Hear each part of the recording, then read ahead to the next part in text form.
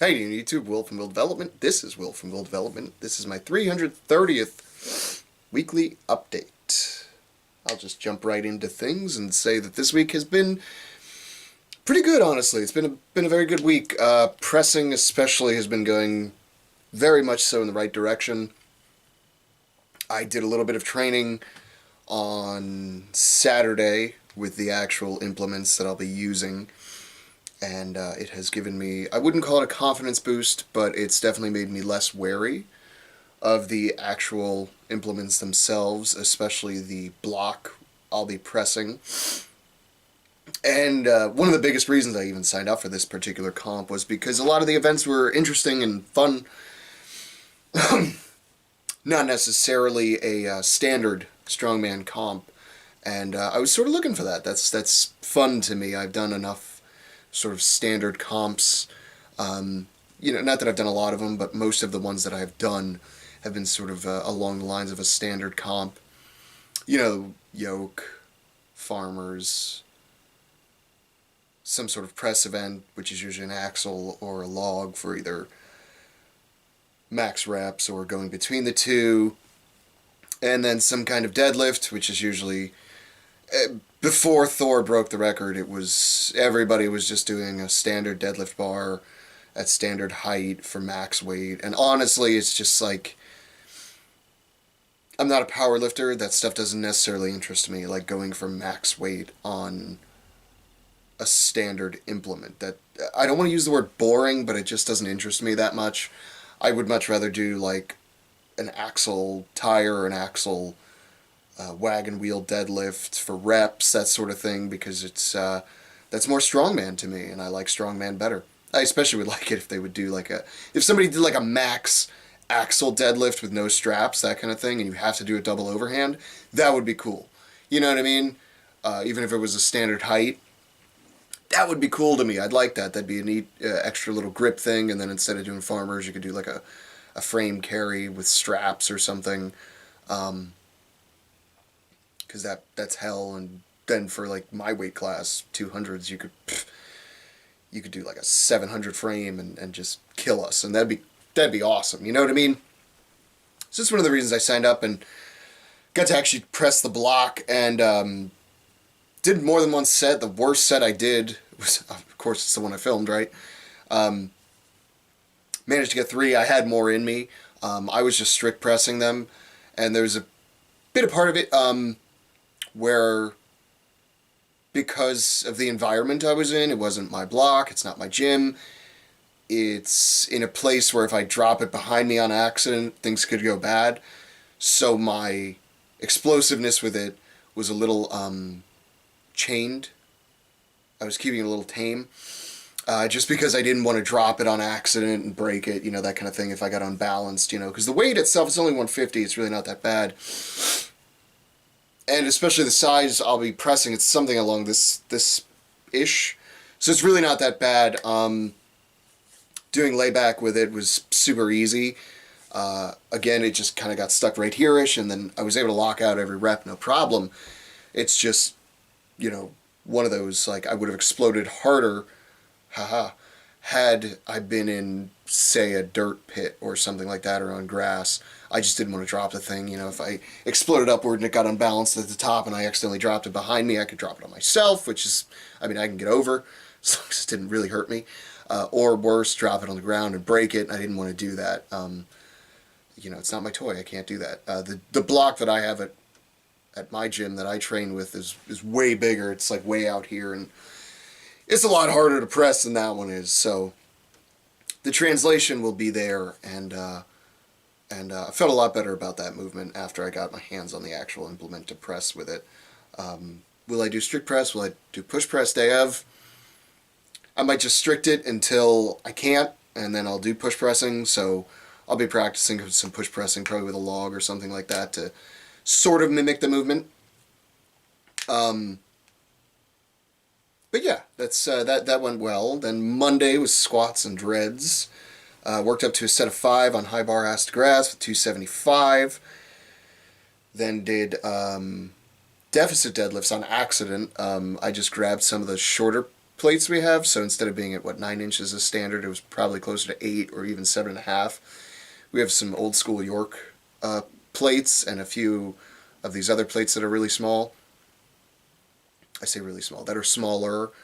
And I just kind of put those on a stiff bar and started going, and didn't click in my head until I was like halfway in, and I was like, oh yeah, this isn't a standard height. I was like, I guess we're doing deficits today. And hands were rough that day. So I just went up to sets of 5 with 325, and I did a few sets with just 325 there. Probably could have gone heavier, but it was one of those like, you know what, let's save it a little bit. This is a new movement, let's work into this. And honestly, I kind of liked it because I felt my hamstrings and my glutes a lot more. So I may just stick with that sort of variation for a while, a stiff bar with a 1-inch deficit. And just stick with that for a while, because I think once I go over to a deadlift bar at standard height, it'll translate to more speed off the floor, which, you know, everybody could use, right? Bunch of accessory stuff, bunch of stone picks and sandbag carries, and then I did a 3-minute set of sandbag over bar. I think I did 14 with the 135. And I had the bar height set about here-ish, so I had to really push it over each time. That sucked. I'm not going to lie to you. That one really sucked. Day 2 with the pressy press. Went really good. I actually did a set of 3 at 165 with jerks, and I felt pretty good about that. And I was like, cool. Went over to push press and ended up doing 2 sets of 7 with 175. That is absolutely a PR for me. The weight just didn't feel that heavy in my hands, and because I've been practicing the jerk, what I had hoped happened would be my push press would increase because my efficiency on sort of dipping and driving would go up, and it seems that's been going exactly how I planned, so they actually went really well. Just did a bunch of accessory work after that, you know how it goes. Oh, did a bunch of block pressing too. Clean and pressing, set the timer for 10 minutes and went, and just did as many as I could. And then I just was not feeling it on Thursday. Was off on Wednesday, and I just wasn't feeling it on Thursday. And I said, you know what, instead of regular squats, let's do safety squat bar. And I forgot how much I really sucked with that implement. And because I sucked so bad, I am going to be using it a lot more often. It'll probably help my stone and my overall strength, my upper back strength, and all of that, because it's a lot harder than I kind of remembered / realized. And worked up to just a single at like 265, and that was tough. That was really hard, and I was like, whoa, okay. I was just doing 15 pounds more than this for like reps, and now this is like killing me. So did sets of 9 with 150, because that's all I could manage to do 9 for. Did manage to do it beltless, but still. And then instead of doing regular deadlifts, I decided to do some implement training, some event training, and did some Bavarian deadlifts, and set a timer for a minute, and a minute 20, just to give me those 20 seconds to set up, and then sit there and watch the clock till it gets to a minute, and then just go. Did comp weight for some good reps there, a few sets of that. Do want to beat the time and beat my record there. I don't know if he's going to have a minute or a minute and a half, so I was just going on the worst case scenario, it being a minute. Day of the comp, I want to be able to do 20 reps in a minute, which would be a rep every 2 seconds. And as it went right now, I'm pretty close to that, but I'm not quite there. Now, if as we get closer, I'll ask for some clarification and see if we have a minute and a half, because if we have a minute and a half, that changes things a little bit, and it'll change my goal a little bit, but I think if I get 20 plus reps on that, it should put me in a good placing. Then tonight I did bench, and worked up pretty slow because I was doing sets of 3. It was my plan to hit for my top set of 3. And when I do that, I generally try to just do the same rep scheme the whole way up until I get close, and then I might just do a single at like 95% of whatever I'm about to hit for like 3 or 5, that sort of thing. And so because of that, I ramped up real slow, just the bar, 135, then 185, 225, 245. Then I did 275 for 3. And I said, honestly, that wasn't bad. I felt like I had at least 3 more in me. So I said, okay, let's do 280. And I ended up doing 2 sets of 3 at 280. And they were both pretty good. On the second set, it was funny. The second rep was like, whoa, what just happened? And then the third rep was like, okay, there it is again.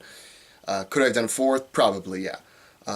Thought about going up to 285, but I said, you know what? We're close to a comp. There's no reason to kill yourself, risk injury. This is just an accessory to overload the arms and the chest anyway, which will help my layback a little bit. So I said, let's just just play it smart, and we'll do it that way. And I did. Did a bunch of accessories after that. Hit some arms a little bit. Biceps. Don't neglect biceps if you do a lot of pressing. Big fan of hammer curls. So was Bill Kazmaier, who was an amazing presser. He was like a 600-pound bench presser, and his overhead was just, he would strict like 280, just, with zero form at all.